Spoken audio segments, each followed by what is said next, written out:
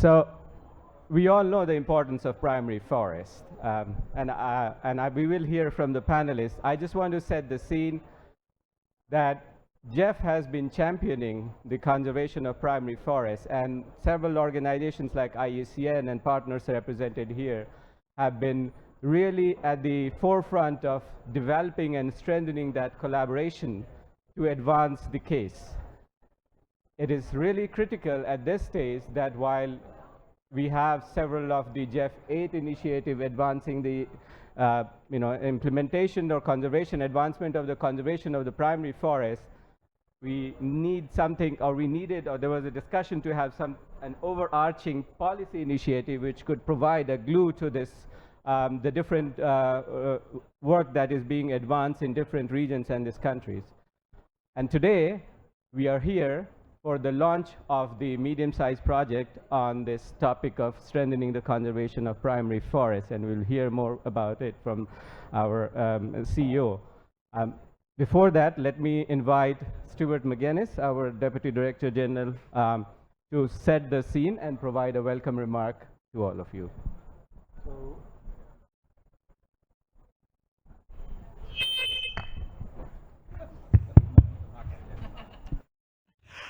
Thanks very much, Chetan. So it's a great pleasure to be here. I'm trying to avoid feedback. Okay, is that better? Okay, good, thanks. Yeah, so it's a real pleasure to be here. It's really nice to see some friends, some old friends actually, who I haven't seen for quite a while. And actually really exciting to see movement on what I think is a critical issue, an issue that we all believe in, that we think is really important, and yet honestly it doesn't have the profile that it really it needs. And so it is exciting to be here and actually start to see at the launch of this project. And obviously a big thanks to the Global Environment Facility for actually making that happen. So thanks, Carlos Manuel. I mean, we all know primary forests, ecosystems with minimal human disturbance, and they form some of the most intact landscapes on Earth. While they're represented globally, 98% of them are found in 25 countries and 75% in only 7 countries. When I was asking Chetan team to pull together a couple of notes, I said, and how much primary forests are protected? And the truth is, we don't have a precise figure. It's somewhere between 11 and 22%. But I think that actually speaks why, while we're committed and enthusiastic about that, there is so much more work that we actually need to do. And as I say, IUCN is committed to put primary forests on the top of our agenda. We have got a deep body of resolutions from our 1,400 members, and this does form a lot of the work around a lot of the scientific work that our expert commissions undertake. And 7 years ago, IUCN established a primary forest task force. Cyril was on that, and they developed up an IUCN policy statement on primary forests. One of the things I just want to highlight from that, one of the key outputs that I think certainly spoke to me, is that while this framing of minimal human disturbance is of course a key facet, a key characteristic, it's beyond that. That is an attribute that one would find. But I think the really important thing is that we need to be framing primary forests in our understanding that they represent a critical set of biodiversity values, and I would also say cultural values as well, because of the people and the communities who live with them and who safeguard them. But still, I think there's insufficient recognition, and insufficient attention on the conservation of primary forests, and especially tropical primary forests. There's also, I've talked about the values, but I also think there's a lack of understanding and integration of those values and benefits of primary forest in global policy agendas, forest financing arrangements, and that means that there isn't sufficient prioritization, and that means that these exceptionally precious resources are still at threat of logging, mining, or just simply neglect. So this is why I think this project and the partners we have are really important. Strengthening conservation of primary forests through partnership enhancement and coordination of support. And really with a real, with a mission and a real opportunity to raise the visibility of primary forests and make sure that they are being properly represented in an integrated way through various agreements and various policies at both international but also critically at domestic, at national level. Also to be able to stimulate and direct and channel additional financing that we will need to protect these forests. And IUCN is really proud to be part of what I think is a great coalition that aligns with the Collaborative Partnership on Forests, the CPF, which has got GEF and FAO support and engagement, and also deals and also really the inputs of some really top class science and expertise coming from Griffith University and the Wild Heritage Foundation. Very quickly to wrap up, just on a couple of reflections on I think some of the things that we will need to work through on this project. Number one, policy coherence. I really do get a sense that for years and years we have talked, we in the conservation community have highlighted the importance of policy coherence, and yet the reality has been there has been a very siloed approach to policy. There has been, as we see the world tackle challenges, they try and address one challenge at a time and leave several exacerbate other challenges in its wake. And I think that was one of the real risks with which really sort of stimulated, I think, Cyril, some of the early work we were doing on primary forest. That was one of the real concerns. We need to make sure that we're seeing primary forests sitting within a much more integrated and coherent policy framework. The second is this issue of valuing primary forests and supporting coexistence, and particularly coexistence with the communities, notably indigenous peoples, who safeguard and protect those forests and who've offered stewardship for them. So I think again raising this idea that primary forests, yes, a facet of primary forests is minimal human disturbance, but it's much more than that. It is those unique, important set of biodiversity values, and also, as I say, recognizing that there is an associated set of cultural values with those. Science and data. We absolutely, again, as I said, we don't even know precisely how the percentage of primary forests currently under formal protection. So we need to be able to update that, and I say that's why it's really good to have real strong centres of scientific expertise on primary forests in this partnership. We need to be evidence driven. We need to raise this up, and I think that's one of the things I'm really hoping, that we will see an increase in our knowledge concerning primary forests and their state and their values. We also need to raise awareness. We need champions to really take on the importance of primary forests and help put it up there as profile.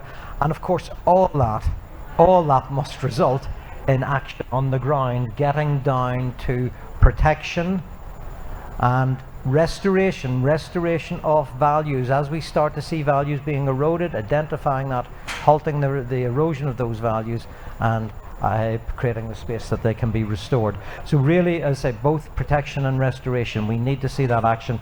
And finally, as we know, this can't be done without financing. So helping to raise the profile of primary forests in the different financing arrangements.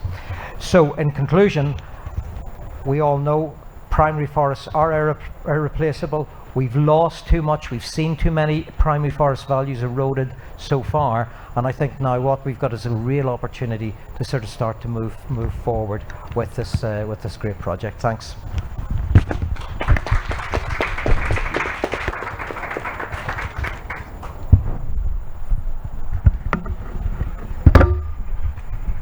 Thanks, Stuart. Thanks for setting the context and really outlining the key elements of this initiative. And that's a good segue to the next, inviting our Carlos Manuel to give the keynote speech. But before that, I just wanted to, again, emphasize the word that stood out from your remarks were prioritization and cross-sector collaboration. And again, as I said earlier, GEF has been championing this. So I would like to invite Carlos Manuel to give keynote remark, particularly the things that we have been listening all across about how you have been championing at the GEF about the conservation of primary forests, and particularly also the new strategy, how it emphasizes on this aspect. So over to you. Thank you so much. Buenos días a todos. Why we are here? Well, we're super happy on launching this medium-sized project on primary forest. But there are a few reasons why we're here. One, very important to many of us, part of the IUCN family, is that there was a Congress decision in Hawaii to work on this very specific topic. And that is very clear to me. And this is the GEF response to that Congress decision. The other has to do with the conversations I had with the collaborative partnership on forests and the work that Juliet and UNFF has been doing. But there's an element, additional element, that for me is really, really important, and has to do with something I was confronted with in 1991. And I want to share what I went in 1991 in Costa Rica that really reflects the global challenge in terms of protecting primary forests. In 1971, Costa Rica established one very important national park called Tortuguero National Park. It is like 35,000 hectares in the lowland of the Caribbean. In the 80s, we created a huge buffer area of 50,000 hectares of private lands with pristine primary forests. We didn't have enough money to buy them out, so we said, let's promote policies and incentives for sustainable management of those forests. And for around 15 years, there was very nice logging on 2-3 very specific species until 1991, where the Eastern European nations incorporated to the Western world and trade, and the banana companies saw an opportunity to expand their market in Eastern Europe, and that meant new farms. So some of those sustainable logging activities were bought by banana companies, and we conservationists were very, very concerned. The ministry was giving land use change permit, and there was one very famous case that I was part of, where the government gave a banana company the authorization to clear cut 400 hectares of pristine forest in the buffer area of this national park. So we were concerned, we were asking questions, and we convinced the Minister of Agriculture and the Minister of Environment to go to the place, and we brought like 25 journalists and a few other members of the environmental community. And let me tell you, it was shocking to see 400 hectares of pristine forest lying down. We even found probably the last nest of a harpy eagle in the ground. And everything was smelling bad because it was being burned. And we were there in the middle of that, I don't know, that situation. You know, some NGOs, a lot of journalists, and the Minister of Agriculture and the Minister of Environment. And the journalists asked to the Minister of Agriculture, what is your reaction to what we're seeing here? Because we can perfectly see 400 hectares of forest on the ground. And the Minister of Agriculture said, well, this is the cost of development. Costa Rica is the best banana producer country in the world. It gave us jobs, it gave us revenue, it gave us income. We're doing this. And he spoke for 25 minutes why that was a great idea. In the middle of the mud, we turn around and the journalist asked the Minister of Environment, what do you think about this? And he says, this is an ecological catastrophe. This cannot happen in this country. There are laws, and I'm going to sue everyone because of what is happening here. And I was there, and I thought, I mean, these are two ministers from the same team or not? I mean, are they from the same government? Well, that was in 1991, and it really had an impact on me. And I began writing. By 1994, I wrote my first paper on policy coherence and the lack of political coherence 30 years ago. So you can understand how important for me is to help countries be more coherent in their development policies, now that I have this opportunity to be leading this organization. So the big challenge is just the political incoherence.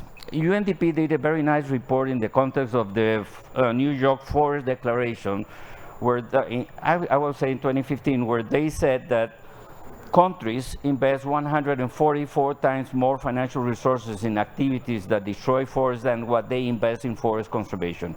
And 80% of that comes from policies and incentives from the agricultural sector. And guess what? The GEF doesn't work with the ministers of agriculture. The GEF doesn't work with the Minister of Energy and Mining. The GEF doesn't work with the Minister of Finance. Yes, once in a while we do something, but we don't do the systemic approach. And yes, we do a lot with ministers of environment. I used to be one. You know, there's a bunch of us who can give a testimony of the hard work. I remember one very good friend of Minister of Environment of South America. He said to me once, my biggest headache by far is the Minister of Agriculture. He always harassing me. He's always putting me against the corner. He's always blaming me about everything. So this is the setting in the executive branch. And I can go into congresses and you know, share the challenges, but let's talk about the executive branch. These are the challenges that we have in the executive branch. When I was a minister in Costa Rica, I was also the Minister of Energy and Mining. So I had to attend many ministers of Energy. And I remember one, here goes another good anecdote. I went to a meeting of ministers of energy. We were there in a very fancy hotel, you know, all the ministers. I was the youngest one. They introduced themselves, and I was the last one in the table. I said, my name is Carlos Manuel Rodriguez. I'm the Minister of Environment of Costa Rica. Dead silence in the room. Everybody turned around, looked at me, and the chairman, the Minister of Energy of that country, said, you, Minister, you're in the wrong meeting. And I said, no, I'm not in the wrong meeting. I'm also the Minister of Energy. In Costa Rica, we don't do the classic division of institution managing renewable and non-renewable natural resources. We do it in a comprehensive manner. Well, they treated me very bad for 3 days. They felt I was an enemy, an advisor, and a contributant. And yes, of course, I made their life miserable for 3 days, telling them how come they are going to succeed in the global environmental elements if they believe that the Minister of Environment is an enemy. As a matter of fact, I asked questions about NDCs, and many of the ministers of energy doesn't know what an NDC is. And many ministers of agriculture doesn't know what an MBSAP is. So the challenge is very clear. It's very, very clear. What does the GEF want? And this project is part of that effort. The GEF understands very clearly that in order to do the system change, and it will take us 2 or 3 decades, because it's not easy to move this oil tanker in the right direction, we need to address 2 major failures. One of them is quite well understood, which is the market failure. I mean, we chop down the forest, and it is seen as a positive act in the way you measure progress and economic development. You pollute the rivers and you fish out all the fish, and that has a positive connotation in the GDP and national accounting. And yes, we all understand very well the market failure, and we try to deal with the market failure to many different instruments. And I think that there is not only consensus on the issue. Stuart was talking about valuation. Yes, valuation is the first step to fully internalize the positive and negative externalities of what we do with forests. And I think that we're going in the right direction. Still, we haven't done the big changes, which is changing GDP and national accounting. And that will never happen if we don't have ministers of finance attending the COPs.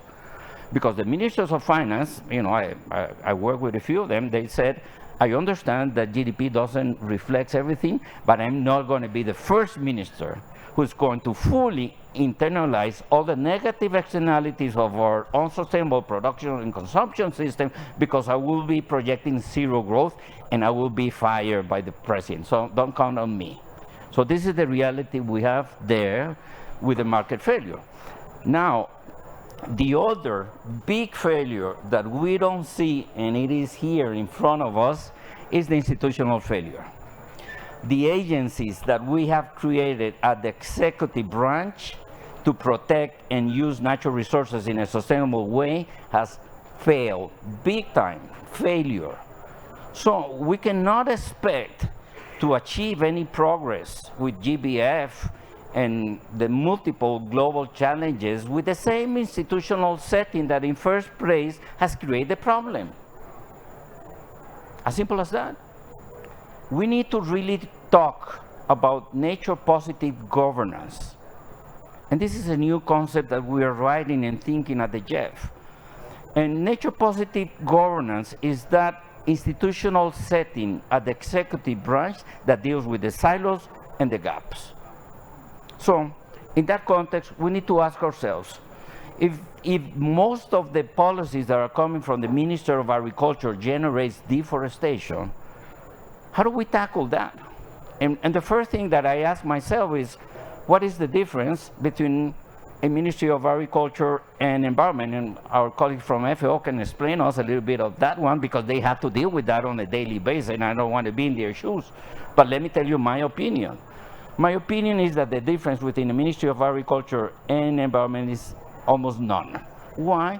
Because both of them work with biodiversity, one domesticated, the other wild, but they work in the same landscapes with the same stakeholders. So why the hell we still have 2 institutions to do something similar? Why do we divide mining and energy on one side and nature conservation on the other side? We need agencies that work and operate at the landscape level. And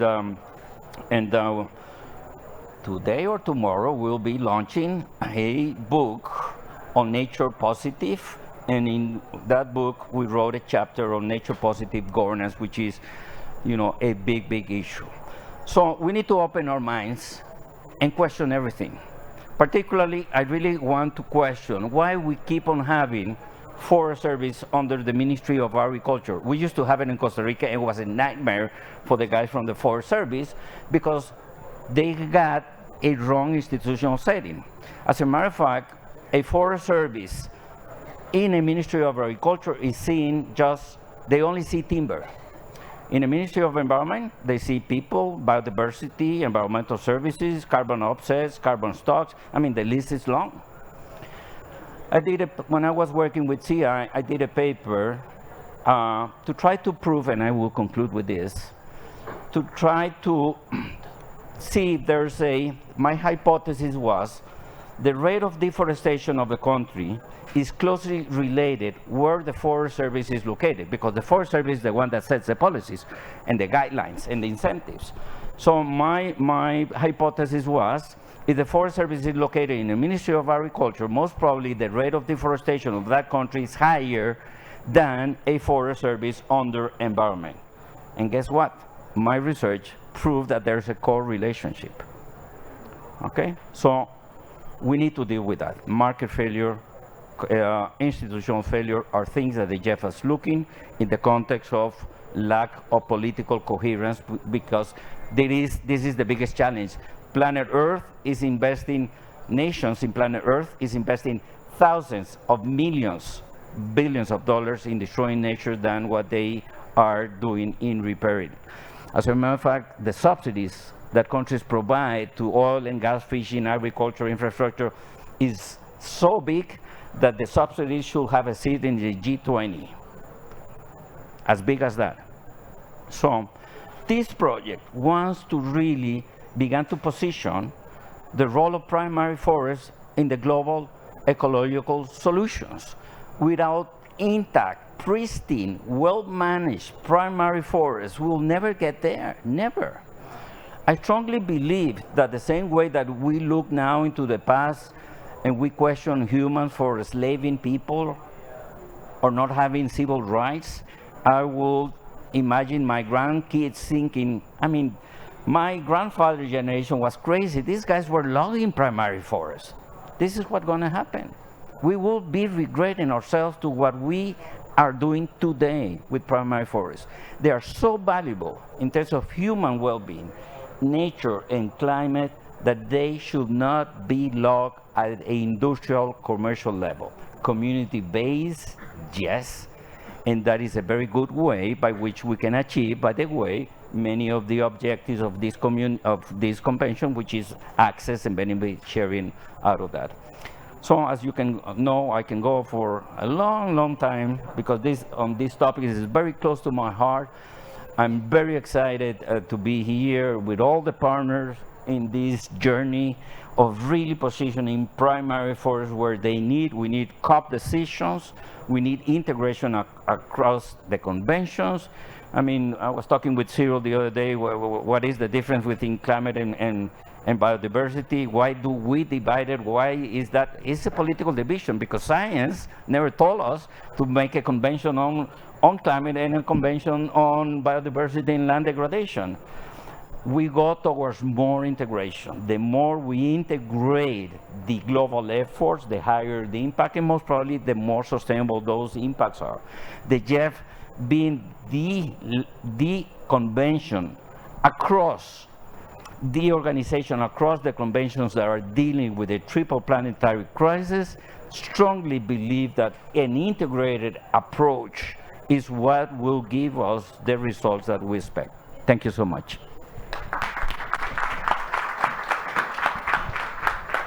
Thank you very much, Carlos Manuel. Thank you for announcing the launch of the project, but what struck me was your anecdotes and your inspirational journey in advancing or championing the policy coherence.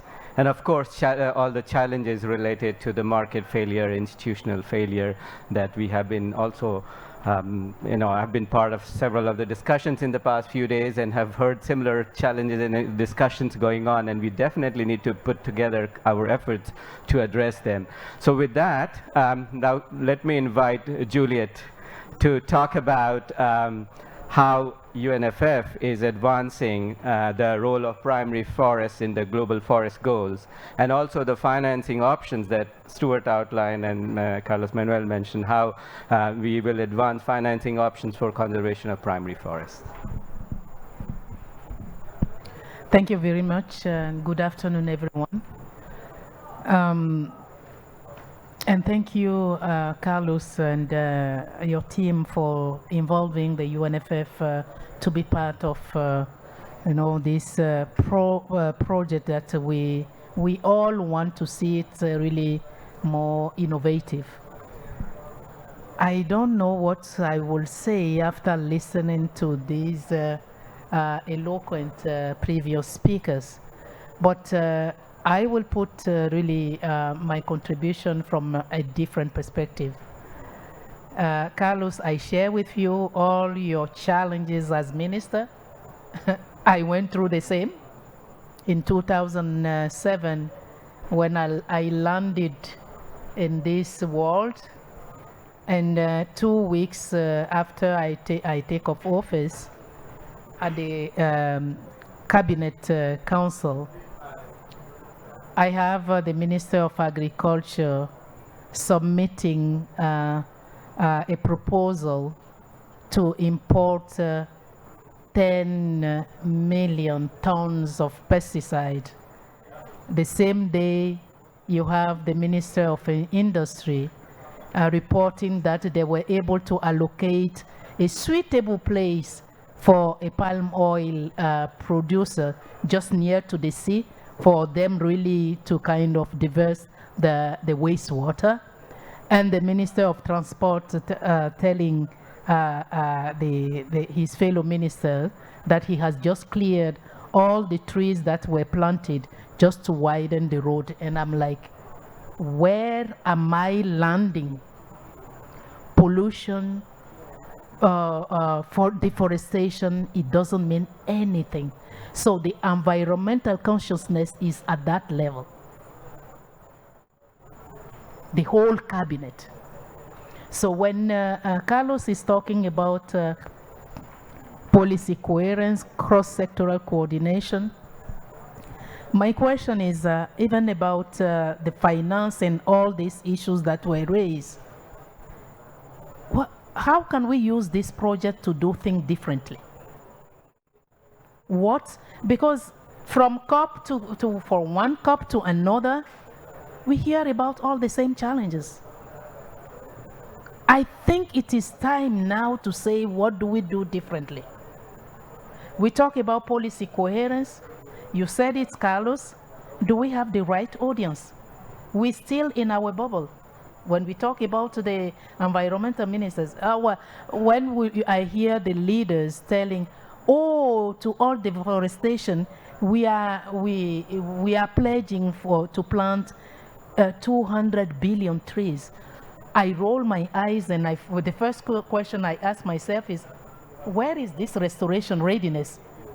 Where are they going to find all this seed to plant 200 million hectares? And deforestation is not all about the trees. They don't see really the holistic picture. Today we discuss interlinkages, forest and water. I don't think that this is well seen by our leader. So whether it is policy coherence, whether it's global awareness, whether it is finance, I think we should use this project to innovate and to do things really differently. I'm coming from Burundi, where I was fortunate to be granted an audience with the Vice President of Burundi. He told me, Madam Director, we have just discovered oil in our reserve. You want us really to protect this forest while our people are suffering? How do we do that? So this is also something that we might want to really take into account. How to reconcile the short and long-term needs. It's not easy. So I will say, even with the data, what have we done well so far? What do we need to do better? I think this project could be really a kind of lab for us, really to test out all this initiative where we have not really had a good answer, and then we can scale up. I'll stop there. Otherwise, you have really put it so eloquently that there's nothing more I can say. Thank you. Thank you, Juliet. Really, and thanks for challenging us to not try to do the same things again and again in this project. So certainly that message is very clear and loud to all the partners. We definitely need to innovate. We definitely need to do things differently. Continuing on the policy theme, I would like to invite Cyril to talk about integration of primary forests and integrity into the international policy agenda.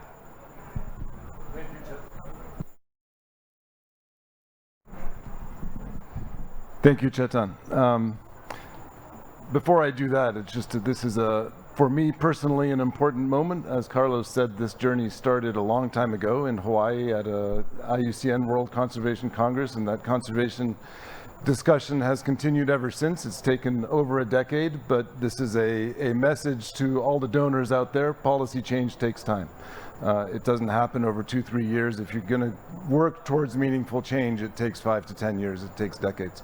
But a huge thank you to the GEF for systematically supporting this important cause, to IUCN for pushing it forward, and I'm looking forward to work with the UNFF and the FAO on this important project.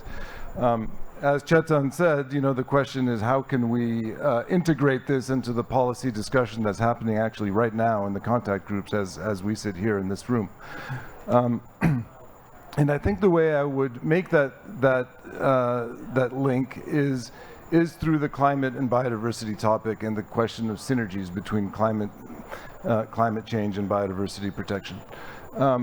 And there's a lot of talk about synergies here at the CBD, and that's a good thing. We talk about synergies between biodiversity and culture and land degradation and climate and water and all these different sectors. And that's true, all those synergies are there and they're important and we must acknowledge them. But we've known they're there for some time. This is not new that there are synergies. We know there are connections everywhere. What is important and what is something somewhat new is that when you have a primary forest, or when an ecosystem has ecosystem integrity, when it is in good ecological condition with all of its moving parts, it actually maximizes ecosystem services. So by maximize, I mean that not only will the forest provide more ecosystem services, but it will provide higher quality ecosystem services, and both aspects are fundamentally important. So how does this work with biodiversity and climate change? Well, a primary forest protects by far the most species, 80% of the species on the planet. But it also protects unique species, rare species, endemic species, threatened species, groups of species, species assemblages that are not found in other places. So it produces both more and sustains more unique biodiversity. How does that work with climate change? Well, a primary forest that has not been disturbed stores more carbon per hectare, vastly more. In a tropical forest, you can have 300 tons of carbon in a primary forest. You log it once, you lose about 30% of the carbon because so much is concentrated in the big trees in that forest. But not only do you have more carbon in a hectare of primary tropical forest, but that carbon is much safer. A primary tropical forest is resilient. It's resistant to change. It will be here in 500 years unless we wreck things completely with climate change. It will not burn unless it's degraded. If you have a highly degraded forest or a plantation, we have no idea what's going to happen in 30 years. That forest could be gone. It likely will be gone. So the forest won't be storing that carbon. So the strength, the resilience, the longevity of the forest is absolutely fundamental. And that's what this project is about, trying to get policy to reflect the fact that we have to prioritize these places because they provide by far the most ecosystem services. So that synergy between climate and biodiversity is vital to reflect in policy. These are the most biodiverse, carbon-dense ecosystems on the planet. Not prioritize them during a major climate and biodiversity crisis is a massive failure. So that's what we're trying to work on. There are two things more that I would say about synergies. One is what we're talking about in policy and science today about primary forests. Indigenous peoples have known for 10,000 years. So we are just now catching up. But that also provides an opportunity because when you see this nexus that climate, biodiversity, and culture are strongest around these places of integrity, that creates an opportunity to redirect the finance to these places. And I don't want to go on too long, so I'm not going to get into a huge finance discussion. But there is a real opportunity here to leverage climate finance for primary forests and for ecological restoration to build back ecosystem integrity. The last thing I would just point out is something that Stuart touched on earlier, which I think is vitally important. Only 25% or so of our forests today are primary forest. We have also lost a third of the forest that the planet had after the last ice age and before agriculture. So in fact, since we've already lost a third of our forests, we've basically got something like 15% of the original primary forest cover on this planet. And, as Stuart was saying, only about 10 to 20% of that is protected. So those numbers are a massive disconnect. We need to do much, much better to protect primary forests with a huge amount of urgency, because we can't solve the biodiversity crisis without them. We can't solve the climate crisis without them. And it's an incredibly useful and powerful vehicle to get money to IPLCs at the same time. So thank you very much, and it's an honor to be here, and thank you to all. Thank you, Cyril, for reminding about the key role of the indigenous people. The last, but not the least, we have heard right from Stuart to Cyril about the importance of data. And I'd like to invite my colleague Frederick from FAO to talk about how primary forest data is reflected in the forest resource assessments. Thank you very much, Chetan. And maybe before to talk about that, I would react on the different intervention, and especially the one from Carlos Manuel, based on his experience in Costa Rica. And that's basically my day-to-day life. I mean, the issue of conflict or not speaking the same language between the Ministry of Agriculture and Environment. And so that's why FAO, even at COP13 in Mexico, proposed to host a platform to facilitate a discussion between those two different worlds. And now we see that with the GEF and with most of the targets of the GEF are related to agricultural sectors, so it's really important to work on sustainable agriculture and to make sure that all those actors are involved. And we are a bit worried because we have the impression that there is still a tendency to focus a lot on target 3, on conservation. And what about the other targets on sustainable agriculture, target 10, target 7? So more than half of the targets are related to agri-food systems, so it's really important to involve agricultural sectors. And what Carlos Manuel said about there is no difference between Ministry of Agriculture and Environment. Some are working on wild biodiversity, or others are working on domesticated biodiversity. I think it's less and less the case. I think Minister of Agriculture are more and more aware that protecting primary forests are super important because they are habitats of pollinators, and that if you protect the wild pollinators, you can improve food production by 20%. And we have figures and numbers about that. And now Minister of Agriculture are fully aware.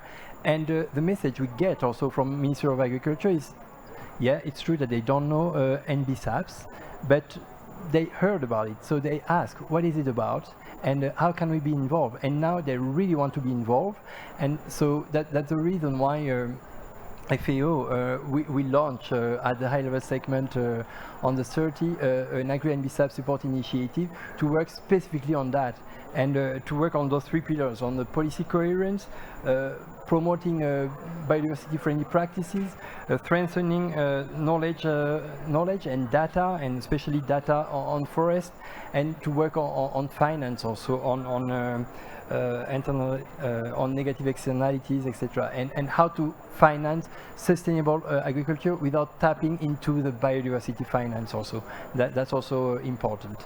But okay, that's not the topic of the day, but I think it's really important to mention that and to put it in a context. So coming back to your question of about FAO's role in that project, yes, as you know, FAO has a big role to play because we work a lot on data through FRA, which is a FAO's Global Forest Resource Assessment, and FAO work on FRA since 1980, and the most recent FRA collected information on primary forest from 146 countries, covering 81% of the world forest area, but still the data we have can be improved. So globally, the area of primary forest was estimated to 1.11 billion hectares, accounting for approximately 1/3 of the total area reported by countries. But we're still facing challenges because we have insufficient data from some country, and there are some inconsistencies also in the data we have on how primary forest area are measured. And we know that FAO has a definition on primary forest. There are a lot of discussion around that definition, but yeah, there is a room for improvement, and FAO is really happy to be part of that project and to work with in close collaboration with all those partners, IUCN, UNFCCC, Griffin University, and Wildlife Heritage Foundation. So we're really happy about that, and we wish full success to that project. Thank you.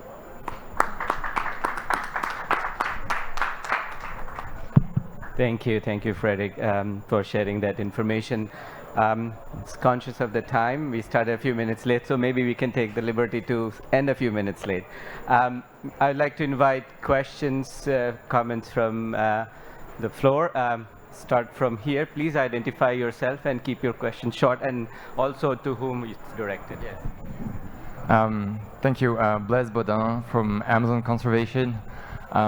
So many of you on the panel have mentioned the many values of primary forests, and have mentioned also the financing gap and the need to integrate these values, financially. And Cyril has even mentioned the carbon stocks in primary forests. But there's actually another relation of these forests to carbon, which is the carbon sink function that they continue to perform, even having reached maturity. And so we are lucky to be partnering with Planet, and we've been given access to this new data set of very high resolution carbon density of forest, and we're analyzing this. We're in the process of analyzing it in the Amazon, and what it's showing is that these areas of high carbon density, which coincide with primary forests, continue to absorb carbon year after year after year, and yet there's no mechanism at the moment, because all the discussions on REDD+ in the past 15 years have focused on the emissions from forest loss from human activity, and there's currently no mechanism to reward this carbon sink from primary forests. So I wanted to know if you had any ideas on this and how to push this forward.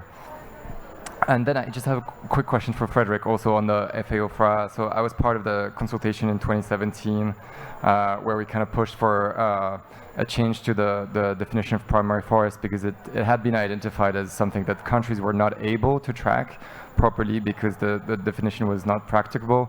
Has there been improvements since and in the reporting on primary forest? Thanks.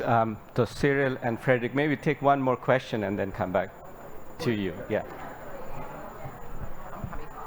Hi, I'm Tara Stawinski from the Diane Fossey Gorilla Fund, and actually my question was exactly that, is we are trying to look at carbon financing for forests in eastern Congo, but because it's all about the delta, and if these forests have been well protected, the actual credit you get is very little. So just to tag onto your question, I'd be really interested, because you specifically mentioned climate financing, how we can enhance that. Thanks. Thank you. So there's a logical problem with REDD+, which is that it's designed to mitigate threat. So if the threat gets removed, then what's left? How can you possibly finance your forests? So REDD+ was never intended to be the full answer to climate finance, ever. In fact, if you look at the Climate Convention, there are two articles. There is Article 5.2, which discusses REDD+, and then there's Article 5.1, which talks about enhancing carbon reservoirs. That is an article that has never been operationalized in the Climate Convention. It's just sitting there. It's an untapped, unused source of flow of carbon climate finance that is completely untapped. And part of why it is important to bring ecosystem integrity into the discussions here is to provide the leverage and the policy push to activate the carbon reservoirs in the Climate Convention. And that's why we need the conventions talking to each other, because A, they are basically the same issue and they are super closely related, but B, it is crazy to talk about lack of finance when only 3% of climate finance goes to forest. It's a tiny percentage. An even smaller percentage goes to primary forest. So we need to create the vehicles here that we can use to create dialogue over there in Baku and then in Belém. The other point is that, yes, the discussion on, so there's the activating that climate stream, which is urgent to do. And then there's other, multilateral, government finance that we can activate. There's the 20 to 30 billion that we want to get through the CBD. There's also the perverse subsidies, which Carlos talked about, which is a massive amount of funding. And then there are initiatives like the TFFF, which are starting to recognize the funding gap that has been crippling conservation efforts for far, far too long. And so that's why the integration is really important. We can't just talk about mitigating threat. We need to talk about the enhancing carbon reservoirs, including primary forests. They don't sequester that much per year, but they do sequester something, and you aggregate that over 1 billion hectares is very significant. So thank you. Thank you. And to answer the question on the definition of primary forest, you know that FAO is a UN is a country-driven organization. So when it comes to definition, it needs to be negotiated and agreed by members, and it's the difficult part. And but the FAO definition of primary forest has evolved throughout the reporting cycle, and in the most recent FRA 2010, 2015, 2020, a country reported on the area of primary forest applying the following definition. It's primary forest is identified as a naturally regenerating forest of native tree species where there are no clearly visible indication of human activities and the ecological processes are not significantly disturbed. And the definitions are also accompanied by explanatory notes. So that's the definition we have at the moment. So the definition evolved a bit, but yeah, that's where we are. Thanks, Frederick. One more question. Yeah, thank you. I'm Harrison Nokor from Cameroon, and I've been working with Syria on this primary forest program.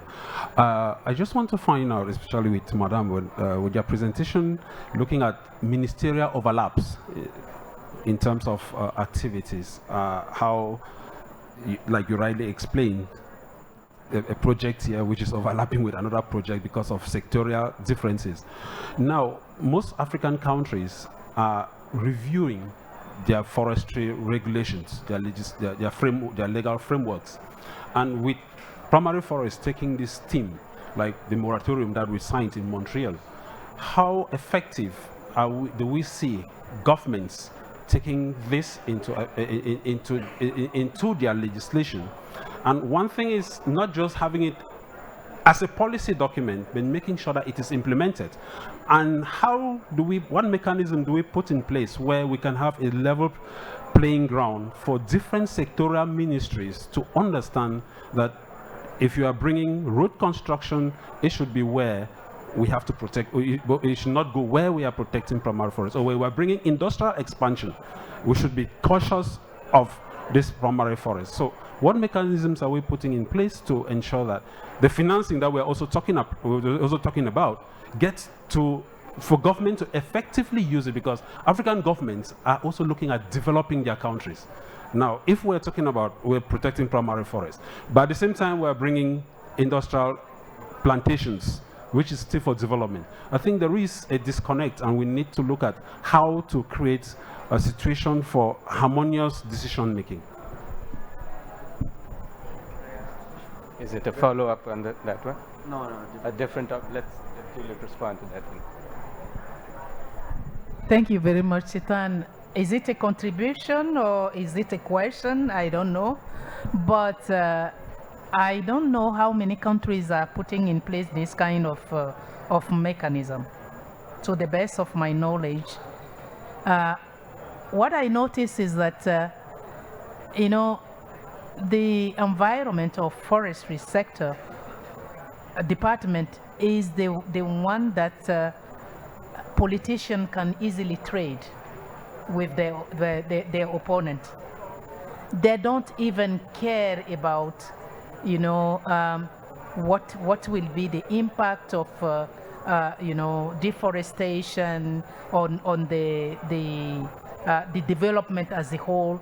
It's difficult to have the decision made by those key departments just because they cannot even have any influence on other departments, ministerial department. So what we have been advocate for long is that the forestry sector or environment, given this cross-sectoral nature and its importance, to be really placed at a higher level in such a way that it can be really in a position to influence other ministerial departments, which is really hard to be done. You mentioned that there are countries that are going through the review of their national policies. It's good, but now that we want to leverage on synergies among you know, the Rio Convention, especially with the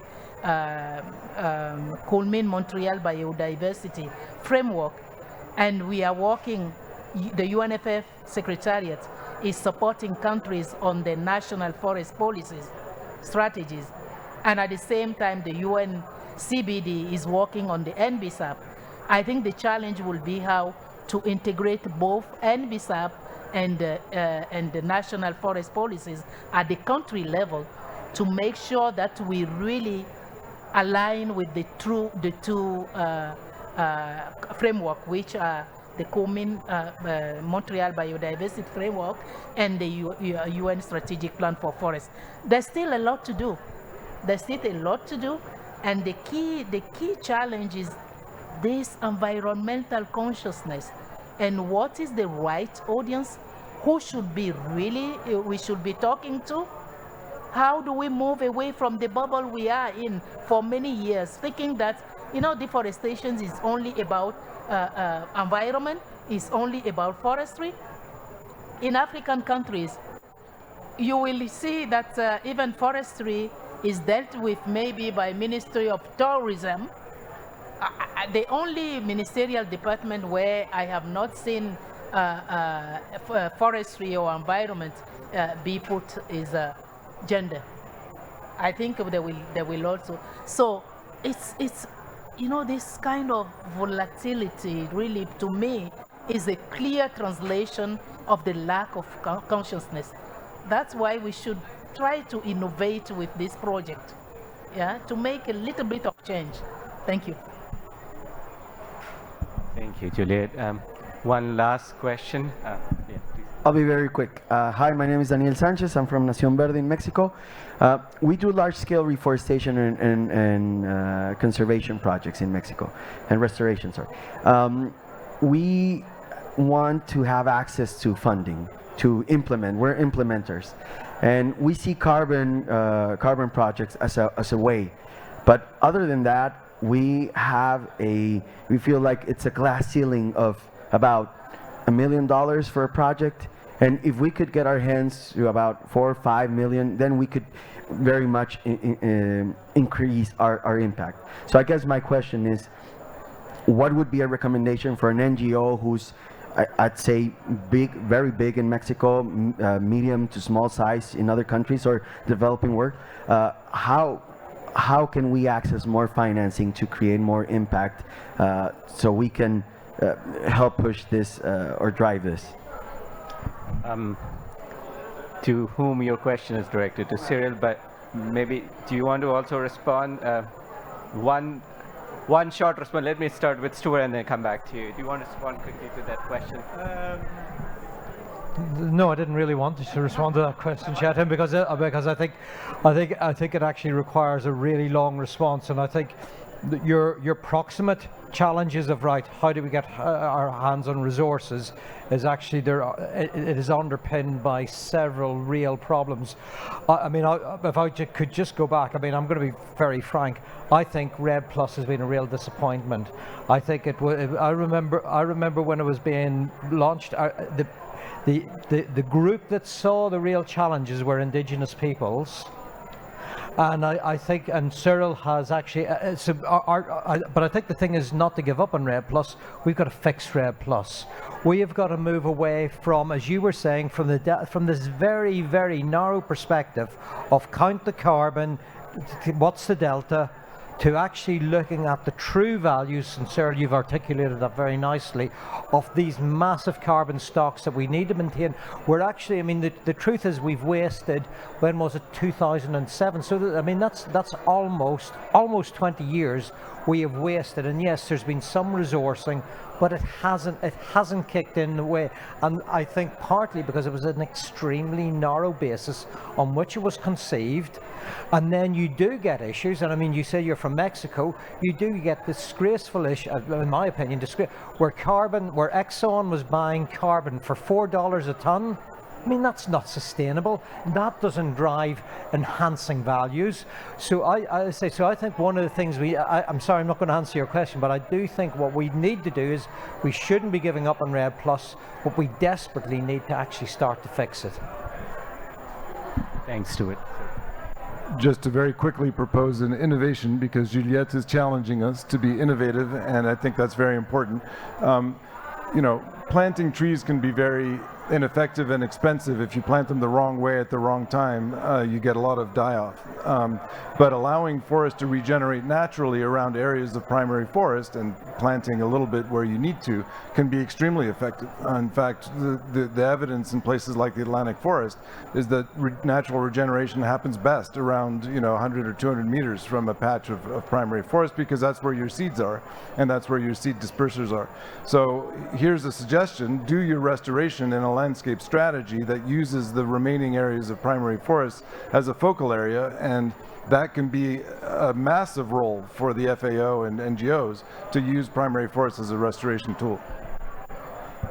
Thank you. So, well, with that, we have come to the end of the session. So I'm now going to summarize this, because we had really very rich insights, anecdotes, inspiration, and challenges posed to us. I think the message that is clear to all the collaborators, partners in this project is that we have a lot to address. We need to prioritize, and as Juliette reminded, that there is a long road ahead. So we start to be creative, innovative on trying to get that small wins first, and then build on that to expand. So there are several challenges for us. So with that, I'd like to thank all the panelists again for your valuable contributions, and also to all of you for listening, and also to the questions. So with that, I close this session. Thank you very much.